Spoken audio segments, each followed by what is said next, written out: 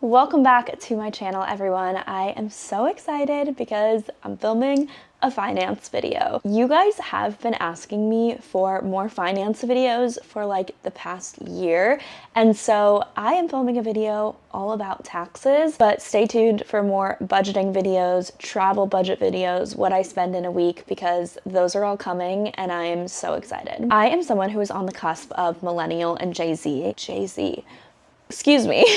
I am on the cusp of someone who is millennial and Gen Z. I was born in 1996, so I feel like I lean more towards millennial, but I identify with Gen Z in a lot of ways, so we're gonna say I'm on the cusp. I've also gone from working in a corporate role to owning my own business, and today I want to talk about taxes.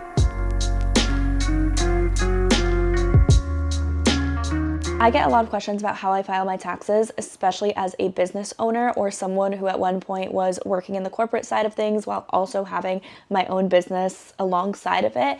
And I want to make it easier for you because this is not something that needs to be complicated. And so I'm going to break down the Gen Z, you can watch if you're a millennial too, but the Gen Z guide on taxes. I also wanted to thank TurboTax for working with me on this video, and I am so excited to be partnering with them because I know that we all need help with our taxes this year, and so let's just break it down. Let's make it easier. It doesn't have to be complicated. So let's grab a coffee, let's sit down, and let's talk about taxes.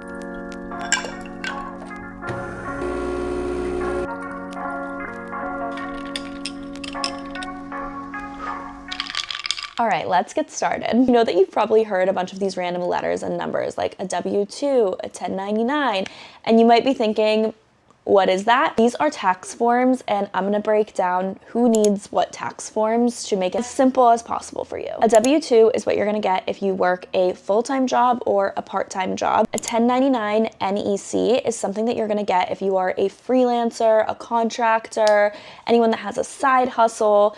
This one's for you. For example, as a content creator, I get 1099s from the brands that I work with because although I am doing a service for them, which is creating content, I am not a full-time or part-time employee for them. And this one is one that's not as known, but it's a 1098T. And this is for if you're a student. This one might help you get an education credit. In the beginning of the year, so now if you're watching this, is the time when these forms will start rolling in. So if you are eligible and you have not received one of these forms, I would definitely talk to your employer or anyone that has paid you in the past year because this is something that you are going to want when you file taxes. And your employers, your clients, anyone that's worked with you should know that they need to send this to you. As someone who's on the other side of it as a business owner, I make sure that I am on top of this and sending this to our employees. And now I want to talk about tax deductions. This is actually a fun conversation because if you're self-employed, you could be writing some things off as business expenses. Some examples of things that you can write off as a business expense if you're self-employed is a home office. So a lot of times what people do is take the square footage of their home office and calculate that in their rent, and then a portion of their rent or their mortgage can be deducted as a home office. Work trips, so as someone who does a lot of travel content like myself, a lot of the trips that I take are actually business expenses for me because I am vlogging those trips and I am working on those trips. And another example could be any content creation expenses, so the camera that I'm using, the laptop that I use to edit videos, any software that I use to run my business. And obviously I'm giving content creator examples, but you can apply this for any business that you own. When Rella had an office, that was one of our expenses. The computers that we bought our employees were business expenses. All of the software and subscriptions that we use are business expenses. And I know some people have confusion about what good is a business expense. Like, why do I need to calculate business expenses? And so I'm going to give you an example. Say your business makes $100,000 in a year. You had $30,000 in deductions, which that means $30,000 of business expenses. You are only going to be paying taxes on the $70,000 instead of the full $100,000. So you definitely want to make sure that you are tracking your business expenses and your tax deductions. And being a content creator and just working for myself in general, one of the hardest things for me is figuring out what is a business expense and what isn't. As a content creator, I vlog my life, so does everything count as a business expense? And that is one of the reasons why I actually love TurboTax, is because it helps me figure out what counts as a business expense and what counts as a tax deduction and what doesn't. And that way it helps me get the most savings possible. Plot twist, not everything in my life is a business expense. You need to be very careful with what counts as a deduction and what doesn't. But there are also things that I literally would never think are business expenses, like the miles driven in my car. I'm also using tax deduction and business expense pretty interchangeably here, so if that's confusing, just swap it out for whichever one is better. And TurboTax has you covered so that you know you will not be overpaying. Now, how do you save money for taxes? Especially as a self-employed person or someone that owns their own business, this is one of the most common questions I get asked when it comes to taxes. You are working a W-2 job, which, as we learned, that means full-time or part-time job. Taxes are actually taken out of your paycheck every year. And it can feel more complicated when you are self-employed or own your own business, but I promise you, it's actually not that hard. So in order to know even how much you need to save, you need to figure out your tax bracket. So once you figured out your taxable income, which is what we did, how much your business makes minus the business expenses, then you're gonna be able to figure out your tax bracket. I personally have used TurboTax's tax bracket estimate calculator, and it just makes it really easy because you just answer a few questions and then it gives you your estimated tax bracket, which means you're gonna figure out how much you have to put aside and save for taxes. When I first started making money on social media and I was working for myself for the first time, I did not know that I had to save money on taxes. Someone talked to 22-year-old me, but I actually figured out at the end of the year when I went to do my taxes how much money I owed. And you guys, it ruined my entire week. I saw all of this money that I owed based on what I was making that year. I figured out my tax bracket, figured out the percentage of my income that I owed in taxes, figured out the number from that percentage. Let's just say I was not putting aside any money for taxes, and so it was a very rude awakening for me. So that was kind of my rite of passage into owning my own business, but I want to prevent you guys from making the same mistake that I did. Literally that week, I went to my bank and I opened up an entirely new bank account specifically for taxes.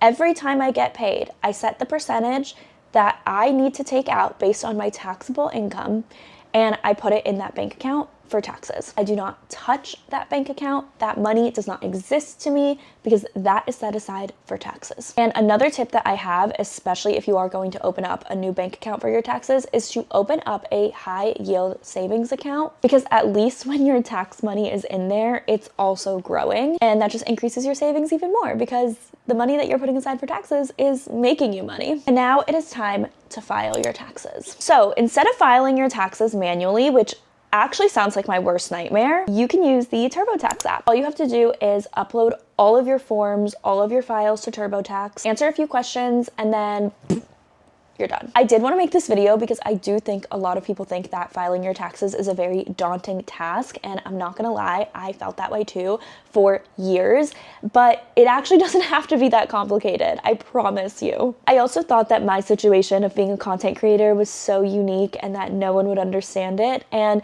even if you have what you think is a complicated working situation, I promise there are other people that have been in your shoes, and TurboTax is able to help you figure it out so that you can maximize your savings. No one watching this needs to spend more than they have to on taxes. Like, we need to save as much as we can. And once you filed, which TurboTax, like I said, is going to make it so much easier, let's talk about the refund, because I hinted at it in the beginning of this video, but seriously, getting a tax refund actually feels like Christmas. It truly feels like the best day of the year, if I'm being honest. And TurboTax is going to help you get the biggest refund possible and get it faster. All of us deserve refunds. And if you haven't experienced the joy of that deposit hitting your bank account from a tax refund, I just don't think you've really experienced life yet. I'm kidding, but actually when I get that refund, I'm like, where's my next vacation? This is also not financial advice. This is just my experience. But you need to use TurboTax in order to do it. I hope that this video broke this down into very bite-sized, easy to understand tax 101, because I think people online make taxes a lot scarier than it needs to be. And I have not stressed out about my taxes for years.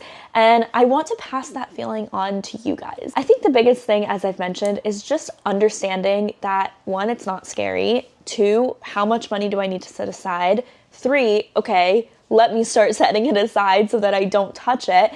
And then 4, filing and getting your refund. And if you still have not filed, I wouldn't wait until the last minute. Taxes are due on April 15th. That date has been ingrained in my head since I was born because my birthday is April 16th. So anytime I tell someone my birthday, they're like, oh, right after tax day.